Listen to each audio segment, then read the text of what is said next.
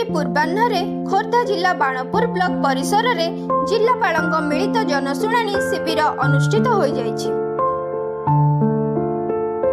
अतिरिक्त जिलापाल साफल्य मंडित प्रधान अध्यक्षतार अनुष्ठित एही शिविर में जिला परिषद मुख्य कार्यनिर्वाही अधिकारी डॉक्टर बादल महांती, उपजिलापाल दीप्तिरंजन सेठी, वीडियो शीतल अग्रवाल, ब्लॉक अध्यक्ष अमरेंद्र रण सिंह, तहसीलदार टी पद्मनाभ दोरा, जिला परिषद उपाध्यक्ष गोपीनाथ महाराणा, बालुगां एसडीपीओ शुभ्रांशु शेखर मिश्र, सीडीएमओ डॉक्टर राज्यश्री पट्टनायक प्रमुख उपस्थित थे।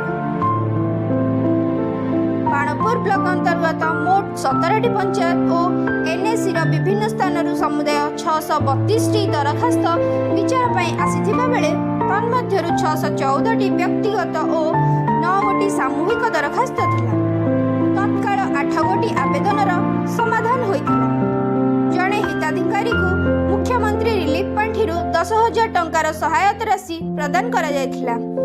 एही अवसर में बाणपुर ब्लॉक अंतर्गत विभिन्न विभागर विभागीय अधिकारी, जंत्री, स्वास्थ्य विभाग अधिकारी, सीडीपीओ, विभिन्न पदस्थ अधिकारी 17टी पंचायतर जनप्रतिनिधि माने उपस्थित रही समस्या समाधान दिगरे सहयोग करथिले।